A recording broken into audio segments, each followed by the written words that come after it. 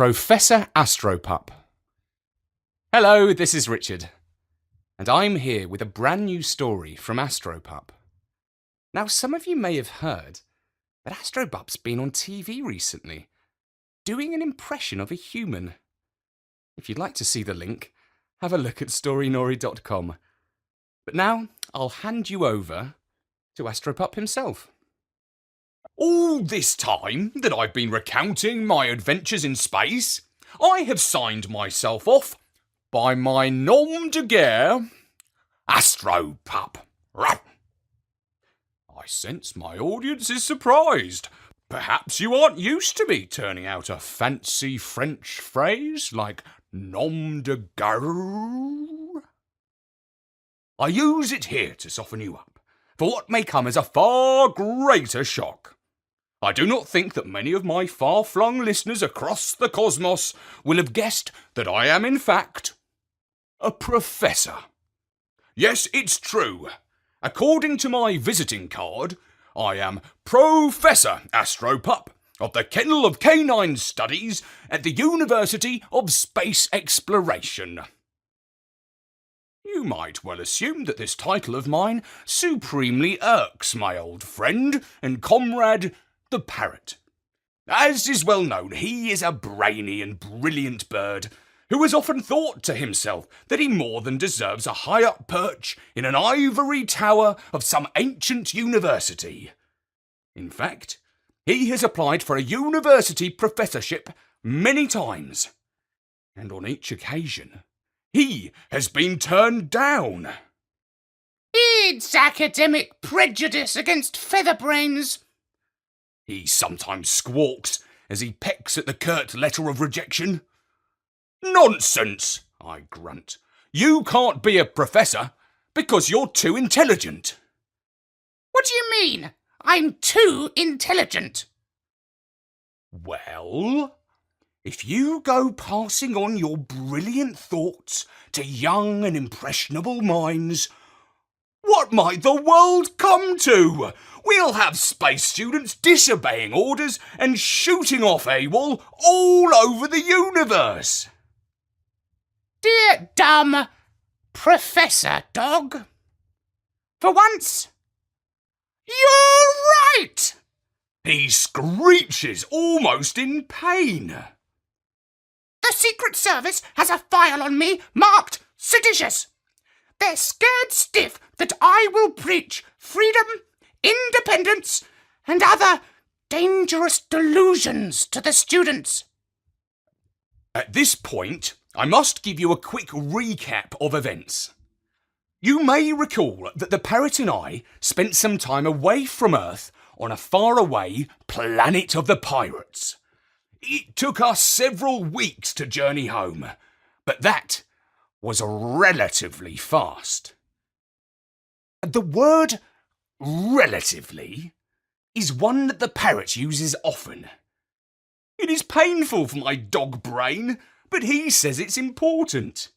We travelled quickly relative to the speed of light, he says. It's something to do with a scientific theory that one of his clever friends came up with. So we touched down relatively perfectly in a giant sand pit called the desert.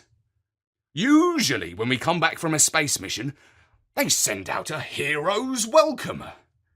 One time, at night, they lit up the sky with dancing fireflies, or on another occasion, they had a soprano skylark sing for us. And of course, all the top vets were on hand to check us up thoroughly. This time, though, we were met by a very different greeting party.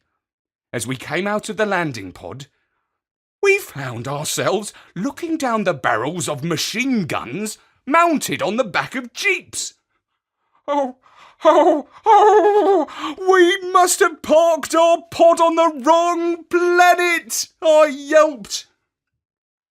Nah, they're human all right, said the Parrot. Just look, they're quite scared of us. It was puzzling. The humans shoot us up into space, forget all about us, and then look surprised when we come back. We were driven across to the space base as prisoners. Only after about 48 hours did they start to treat us with a little more respect. Somebody found the file on our mission in the archives. They figured out what happened. It was like this, see? We had been away for 10 whole Earth years. To us, it had been a couple of months. But due to the whole relativity thing, time had passed more quickly on Earth. For a while, we were regarded as mini celebrities. The newspapers wrote us up, and the Parrot went on TV and squawked away on a chat show.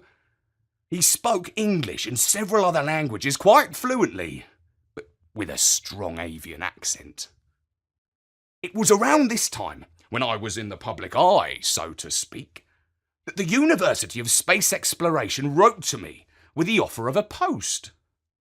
I was invited to teach a course called A Canine History of Space Travel to a class of young pups who were all cadets in the Space Force. In fact, the stories which I'm telling you now all began as lectures for my university students.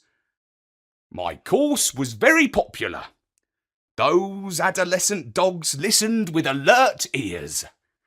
I found that I rather enjoyed having an audience. Now, the great majority of the students at the university were human beings. We animals had our own college, but quite often some curious humans would wander in to look around. One day, as I was crossing the quad to the senior kennel, my nose began to twitch.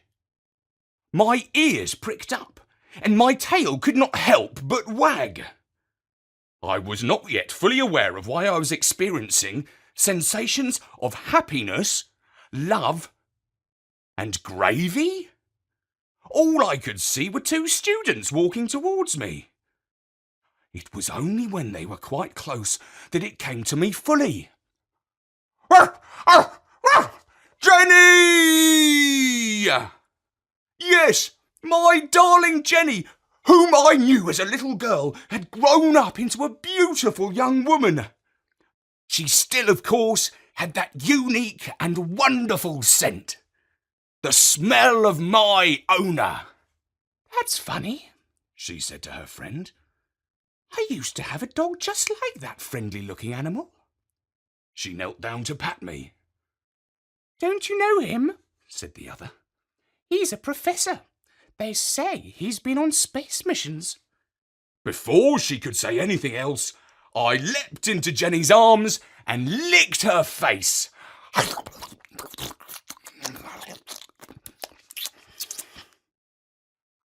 From then on, I used to see Jenny regularly, and we would go for walks along the riverside.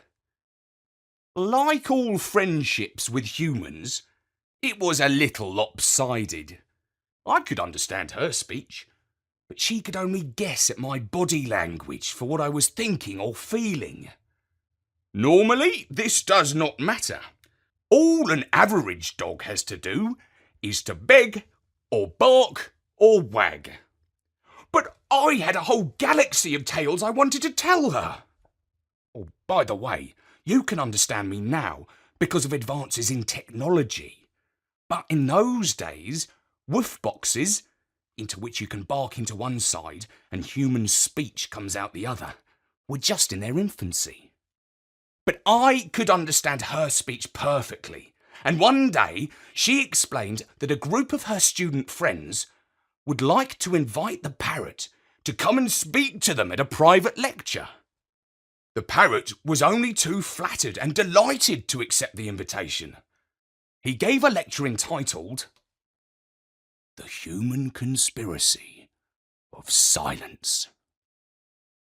I tried to warn him. Those of us in the Space Force have to remember that there is such a thing as the Official Space Secrecy Act, a law that prevents us from saying too much. In those days, most of our adventures were classified as top secret.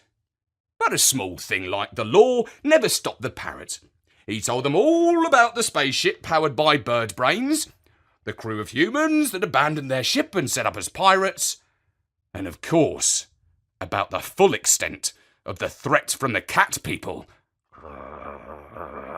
Something which the Earth government really did not want the humans to know about. For to know is to panic. The motto of my school of canine thought is Pax per ignorantium, which is Latin for peace through ignorance. When the parrot had finished his dangerous talk, the students asked questions. Jenny was the first. She said, "Why don't you make your stories more widely known?" He replied, "Because the world is not yet ready for the truth. When the ordinary human in the street is prepared to believe the word of a parrot, I will be the first to squawk out." "But what if you had proof?" asked another. "Unfortunately, my only corroborator is a dumb dog." He replied. I am glad to say that Jenny frowned. In a way, I was glad for the parrot that he had his evening when a group of humans, albeit young and foolish students, took him at his word. I had no inkling of the humongous hullabaloo that would follow. About 2 weeks later, a website based on the moon started to publish a long list of extraordinary revelations. These leaks were coordinated so that they appeared in newspapers and on TV stations in both Britain and America at the same time. Day after day, there were the most way out and scary headlines such as US President in secret talks with alien birds, and feline hit squads at large in New York City, and how to tell if your pet is a secret agent from another planet. The top brass humans were in a state of panic. The Secretary of State was on television saying, "These leaks must stop. They are endangering lives. The criminal who stole these secrets belongs in jail." But for many, the leaker, whoever he might be, was a hero.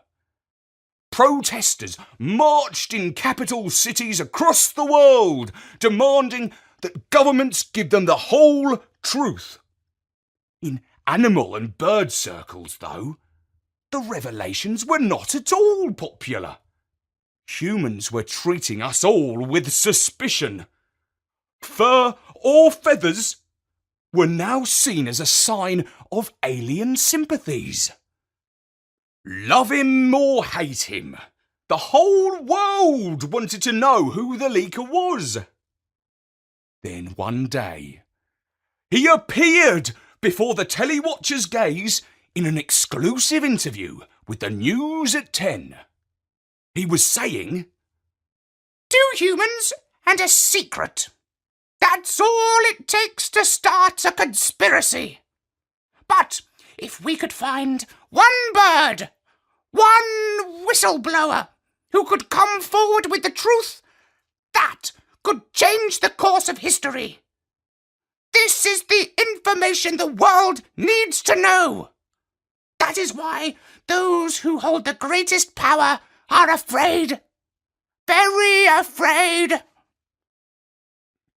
"You have no doubt deduced that the whistleblower was my friend and comrade in many a space adventure, the Parrot. He told me he'd gone to visit his cousin in Peru. When I saw him give that interview on TV, I was beside myself. What if the humans thought I had helped him with the leaking? Who could I turn to for advice and comfort?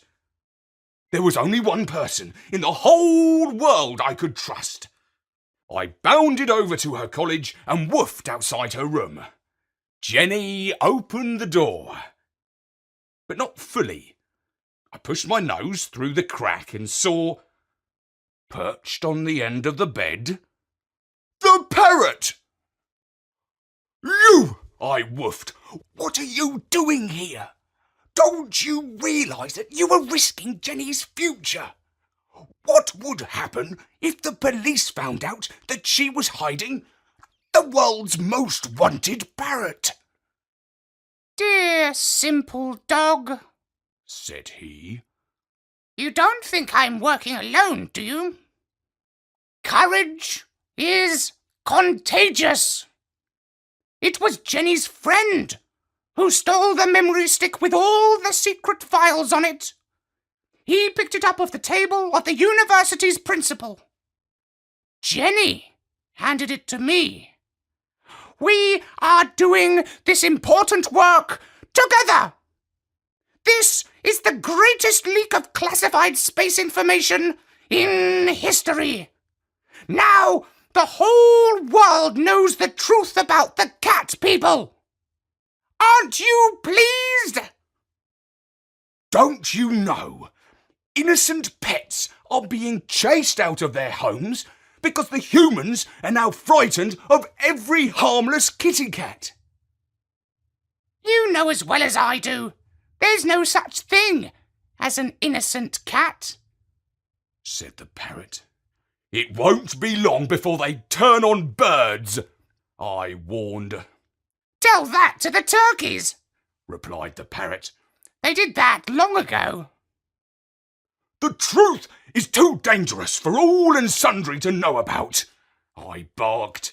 There's no telling what people might do when they know the truth. Too true, said the parrot.